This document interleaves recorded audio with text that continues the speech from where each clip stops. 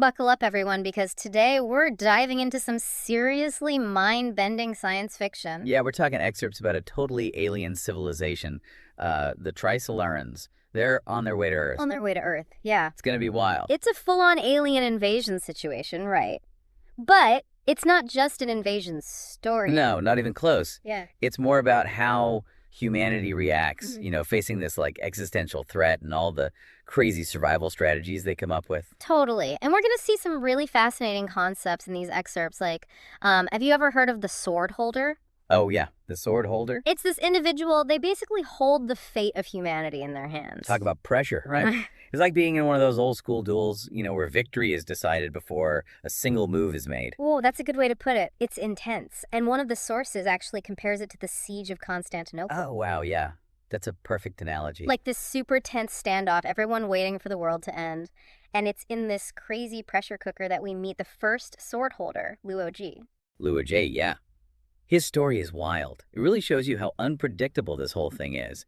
He uses a completely out-there method to deter the Trisolarans. Okay, I'm intrigued. Tell me more. He creates this completely peaceful mental image of a woman. Wait, what? It's like he's weaponizing peace and tranquility. You wouldn't expect that in an alien invasion story, would you? Not at all. That's so creative, though.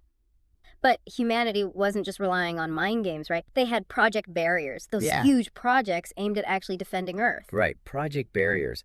From what we see in these sources, though, it seems like those projects had some serious unintended consequences. Yeah. The road to hell is paved with good intentions, right? Exactly. Like one source talks about this technology called mental seals. Mental seals, okay. It was supposed to boost human intelligence, but instead it caused mass paranoia and instability. Oh, wow. So it backfired spectacularly. It's a cautionary tale. Yeah. Even with good intentions, technology can have these unforeseen disastrous outcomes. So Project Barriers failed. The Trisolaran threat was still there. What did humanity do next? Well, the sources introduce this character, Cixin. She gets deeply involved in the whole Trisolaran crisis. Okay, Cixin, and she's got these complex relationships. One is with a man named Yun Tianming. He becomes super important to humanity's future. Intriguing. What makes Cixin so important, though? Well, she ends up having to make these impossible choices. Choices that will impact billions of lives. Oh, wow. No pressure or anything? Imagine that weight.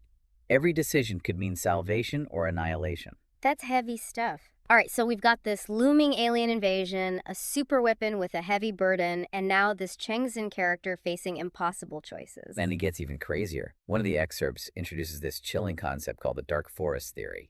Dark forest theory. Okay, lay it on me. So basically, it suggests that the universe is like this vast, dangerous forest. Okay, I'm picturing it. Any civilization that reveals itself risks being wiped out. It's like every civilization is a hunter, and every other civilization is potential prey. So making contact with aliens is a terrible idea. The theory definitely makes you rethink that whole let's reach out thing. Yeah. The forces argue that interstellar communication might be more trouble than it's worth. So it's not just that aliens might want to conquer us, it's something deeper. It's about survival in a universe with limited resources. Even if a civilization isn't hostile, the mere possibility that it could become a threat might be enough to trigger a preemptive strike. It's like a cosmic version of shoot first, ask questions later. It's a chilling thought, but the theory does make you think about trust and communication on a galactic scale. Wow, this is getting dark and twisty. So far, we've got a looming alien invasion, a super weapon, and a universe that's basically a cosmic minefield. Any hope for humanity? Oh, there's always hope. The sources also explore some solutions that humanity comes up with to try and survive the Trisolaran crisis. Oh, okay, good. So there are some options on the table. There are. But those solutions come with their own set of challenges and ethical dilemmas. All right, I'm hooked. Let's dive into those solutions. Let's do it. But first, let's talk about this intriguing figure, Yun Tianming. He's not a soldier or a scientist. He's a storyteller. And that becomes his most powerful weapon. Yun Tianming is in this really unique position. He can actually talk to both humanity and the Trisolarans. He's like a go-between. Exactly. But there's a problem, direct communication, totally monitored and censored. So how does he get any info through? That's got to be tough. That's where the storytelling comes in. He starts using fairy tales to send messages back to Earth. Wait, fairy tales? Like as code? Exactly. It's like hiding a secret message in plain sight. That's so clever. The Trisolarans would never suspect a thing. It's brilliant. It shows you the power of stories. Hmm. Even in a situation like this, stories can be a lifeline. Yeah, a way to connect, inspire, and share knowledge. It's like a weapon against censorship. You got it. Yun Tianming understands that stories can transcend boundaries. You Hmm. know, they can speak to something deeper within us. It makes you wonder what kind of information he was able to send. What secrets did he weave into those tales? That's the mystery. But those fairy tales are just one piece of the puzzle. Yun Tianming also has these dreams about luminous forest. A luminous forest? What's that all about? It's this enigmatic symbol, something beautiful but unsettling. It could be a hidden dimension, a doorway to another reality, or even a key to understanding the universe. Whoa, that's heavy. Okay, so we've got Yin Tianming sending coded messages and dreaming about a mysterious forest. What about everyone else? What are they doing to survive? Well, the sources show a lot of debate and disagreement. Makes sense, right? It's the end of the world as they know it. Some people think the best option is to escape the solar system, build giant spaceships, find a new home amongst the stars. That sounds like a long shot. The Mhm. vastness of space, the resources, the dangers, it's a huge gamble. It is, but desperation can make people do crazy things. One source talks about a character named Zhang Beihai. Zhang Beihai, okay. He steals a spaceship. Whoa, hold on. Steals a spaceship to escape. Yep, it's a daring attempt to save humanity. Talk about taking matters into your own hands. He's putting all his eggs in one basket. It shows how much he believes in preserving human civilization, even if it means breaking the rules. It's like that classic lone wolf hero, willing to do whatever it takes, but stealing a spaceship? That's pretty extreme. It is. But escaping isn't the only option on the table. Another idea is to manipulate the laws of physics. Wait, what? Manipulate the laws of physics? How is that even possible? The sources talk about reducing the speed of light within the solar system. Slow down the speed of light. That sounds like next level science. It would create these black domains or black tombs around Earth. Okay, so what would that do? Hide us from the Treesalurans. Basically, it would make it much harder for them to find us. That's wild, but also incredibly risky. Messing with the speed of light, what could go wrong? That's a good point. The sources address that. There are concerns about the ethics of it and the potential for catastrophic side effects. It's like we're messing with forces we don't fully understand. It's a classic dilemma. How far do we go to survive? What sacrifices are we willing to make? And who gets to decide? It's a heavy burden. Chengxin's story really shows that, right? She's forced to make these impossible choices that impact everyone. Exactly. Her story highlights that tension between individual choice and the collective good. She's wrestling with the weight of responsibility, knowing her decisions could affect billions of lives. It's like she's carrying the weight of the world on her shoulders. That's it. And that's what makes her story so powerful, even though it's science fiction. Yeah. We all face choices, big and small. But hers are on a whole other level. They're about the survival or extinction of our species. It makes you wonder how anyone could handle that kind of pressure. But that's also what makes her so compelling.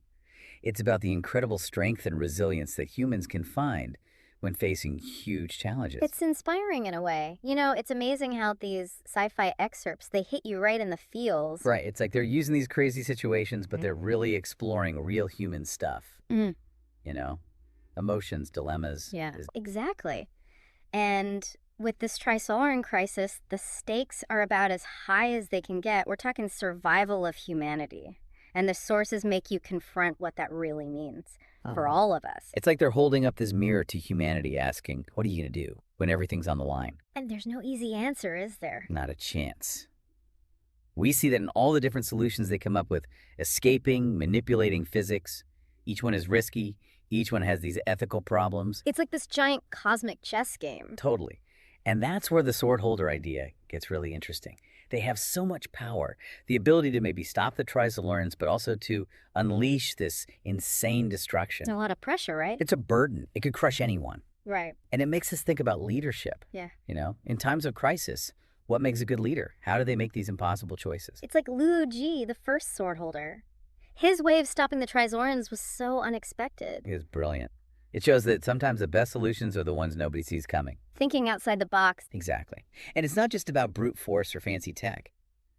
Liu Ji succeeded because he understood people. You know, he tapped into something deeper. He was playing a different game altogether. And that's a big theme in these excerpts. Humanity's strength might not be our weapons or our technology. It might be our creativity, our adaptability, Right, that ability to think on our feet and never give up. that underdog spirit. We see it everywhere. Yeah. Zhang Beihai stealing the spaceship, Cheng Xin making those hard decisions, even Yun Tianming with his fairy tales. They all represent different ways of fighting back. Some are logical, some are emotional, some break the rules, some try to work within the system. It's a reminder that there's no one right way to face a crisis like this. We need different perspectives, we need to be willing to try new things, Yeah. and we need both heroes and D teamwork. And it's not just about surviving the Trisolarans, right? These excerpts make you think about the bigger picture. What happens to humanity after this? Exactly.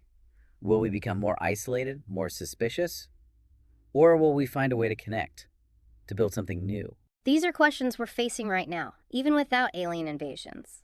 Climate change, pandemics, political instability. It's all connected. These sci-fi excerpts, they give us a glimpse into a possible future. A warning about the choices we make and the consequences. But they also offer hope, don't they? They do. Even in the darkest moments, there's this resilience, this belief that humanity can pull through. It's that spark that keeps us going. And that's what we can take away from this deep dive. The Trisolaran crisis might be fiction, but the challenges, those are real. We need to be ready for the unknown, embrace the complexity of our world, and never forget what makes us human. Our compassion, our curiosity, our hope. That's it. We started with some sci-fi excerpts, but we ended up talking about humanity, about choices, about our place in this crazy universe. This deep dive has been quite a journey, but it's really just the start. Now it's your turn. Think about these ideas, question everything, and find your own meaning in this vast, mysterious universe. Keep exploring.